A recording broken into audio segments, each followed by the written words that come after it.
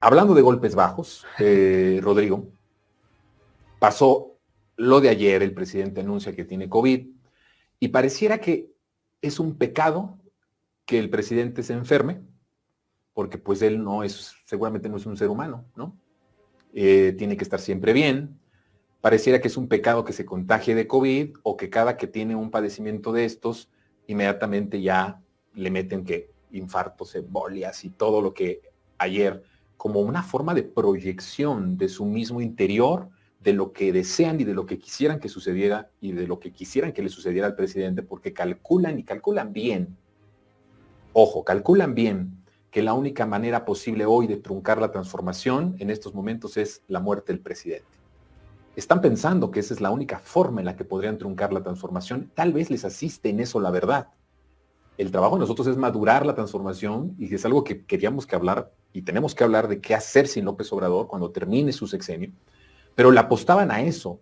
Proyectaron lo más oscuro, lo más despreciable, lo más vil de su ser, de su interior. Lo vimos no solamente desnudos, decía al principio, sino los vimos sin carne. Prácticamente se quitaron todo lo humano y se mostraron tal cual son. ¿Cómo viste toda esta psicosis que empezó? Hubo primeras planas donde aseguraron que el presidente se desmayó y tuvo un infarto. O sea, de las peores actuaciones en muchos años de la prensa y de la comentocracia. Sí, pues están, justo como dices, deseando la muerte del presidente, ¿no? Y además, pues aprovechan para especular. Un presidente débil, un presidente incapaz de gobernar, un presidente que por su salud está delegando las cosas a otros actores, ¿no? Que son un poco las imágenes que quieren también proyectar, ¿no?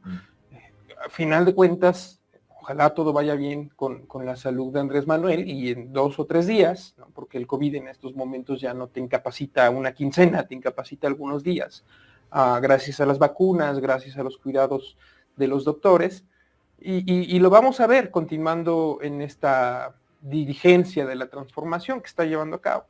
Pero quieren también filtrar esas imágenes como de un Andrés Manuel débil, que no pueda garantizar una sucesión correcta, que no pueda terminar su sexenio como la persona que está tomando las decisiones importantes en el país. Esa imagen le quieren proyectar al votante también, ¿no? Porque un movimiento descabezado, claro, o en el que su cabeza, está Andrés Manuel, débil, no funciona, está débil, está enfermo, en realidad gobiernan otros, ¿no? Estas narrativas que ya hemos visto en algunas otras ocasiones y en otros contextos, pues le serviría para decir que en realidad el proyecto está truncado, ¿no?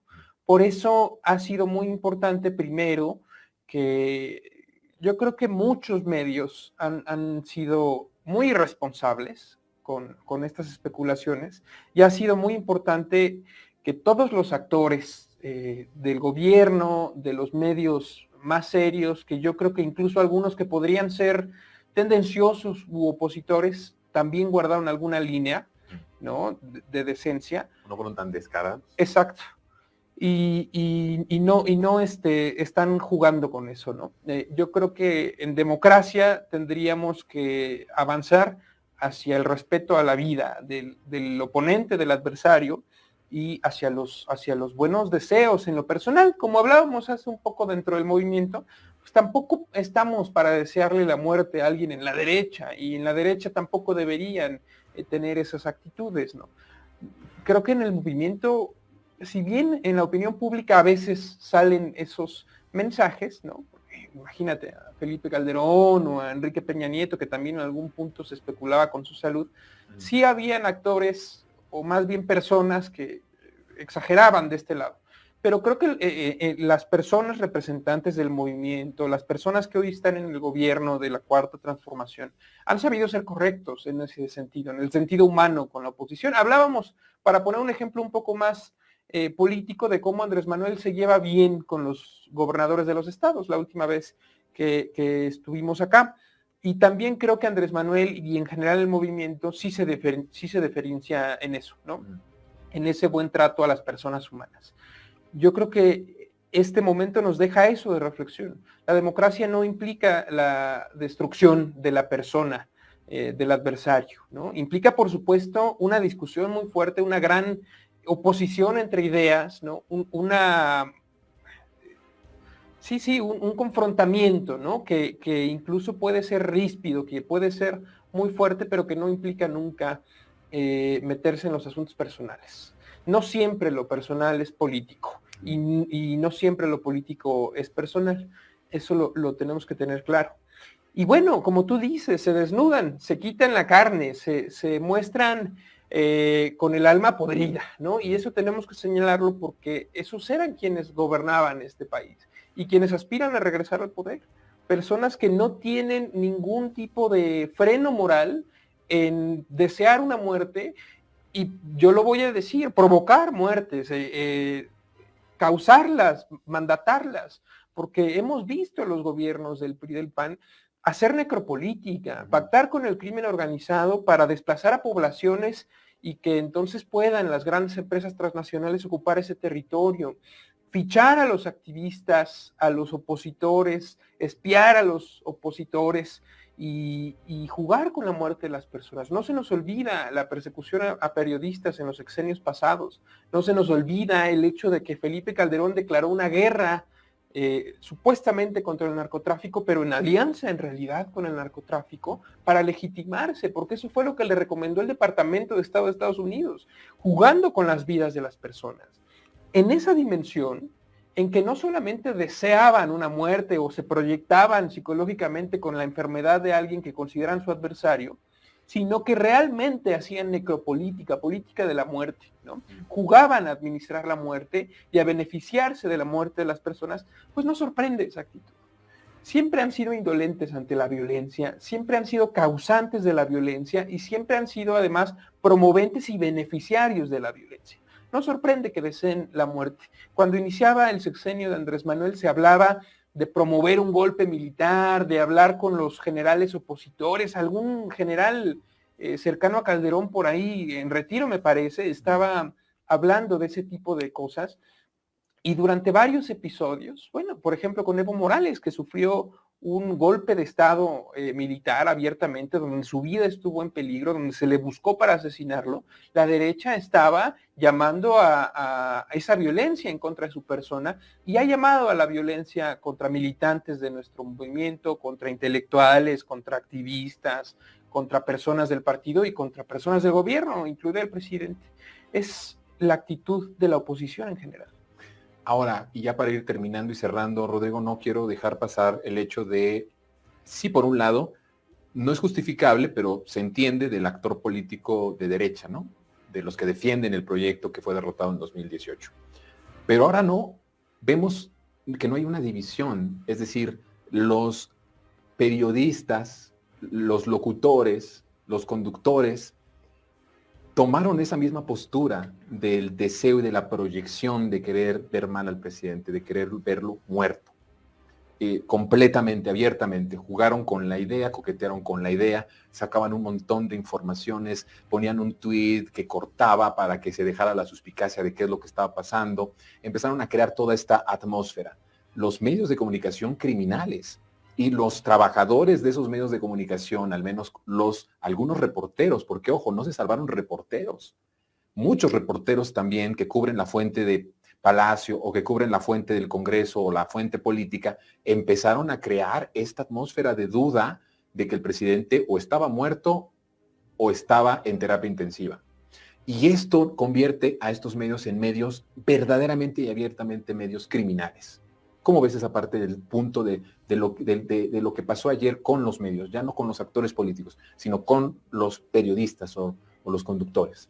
Sí, pues lo que sucede es que ante esa ambigüedad, ¿no? Ante esa noticia de que había tenido un problema de salud y se empieza a especular, pues es muy fácil decir que yo tengo fuentes y me dijeron no sé Todos qué. tenían fuentes. Claro, y fuentes exclusivas, anónimas, etcétera, ¿no? De alto nivel. El anonimato es una figura importante en el periodismo porque puedes hacer una investigación, puedes hacer una entrevista, puedes hacer una investigación sobre algún acto de corrupción, sobre algún problema que esté ahí, en donde alguien te dé información que podría poner a esa persona en riesgo y por eso se hace la fuente anónima. Del anonimato, sí. Pero eso también tiene que ver con la responsabilidad y la credibilidad de los comunicadores y de los periodistas. Uno no puede inventarse fuentes porque entonces estás jugando con algo tan delicado, que es una figura que sirve para proteger la vida y la integridad de una persona que se está poniendo en riesgo para hacer que la sociedad conozca algo que debe conocer,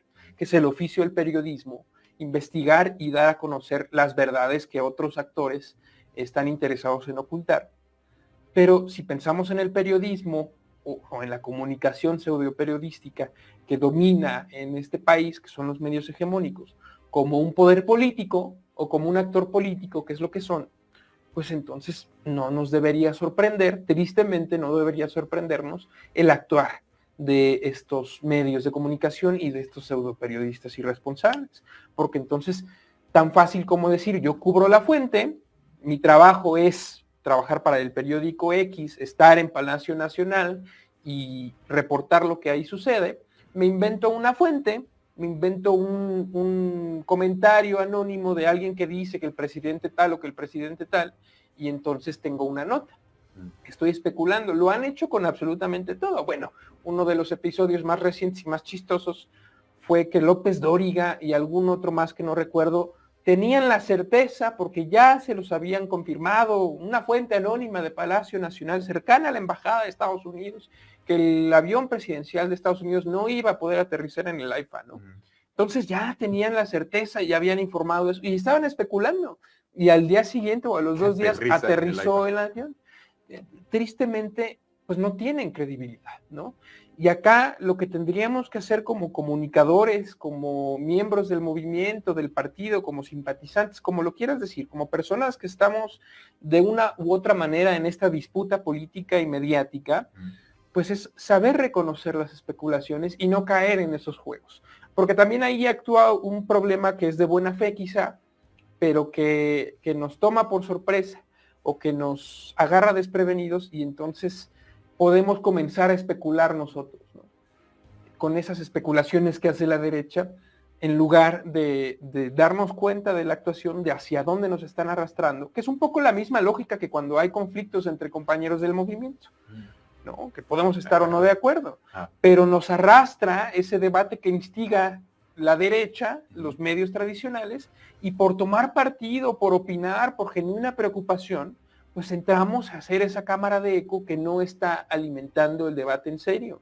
Con la salud del presidente podemos caer en ese mismo juego, ¿no? Los medios nos arrastran a hablar de algo que en realidad no deberíamos estar hablando, no porque fuera un secreto, sino porque ya el presidente nos informó y todo lo demás se vuelve especulación, ¿no? Es una cuestión de leer no solamente el texto, sino el subtexto, leer entre líneas, saber quién está dando qué mensaje y con qué intención, que es algo pues un poco más complicado de hacer que de decir, pero que creo que podemos ir avanzando hacia allá. Ya hemos dado pasos en esa educación colectiva que hemos tenido en este proceso de aprendizaje, de crítica a los medios hegemónicos y a los medios no tradicionales, porque este programa, como otros y como casi todos o todos, no está exento, nadie está exento de ser criticado y revisado, y eso es positivo.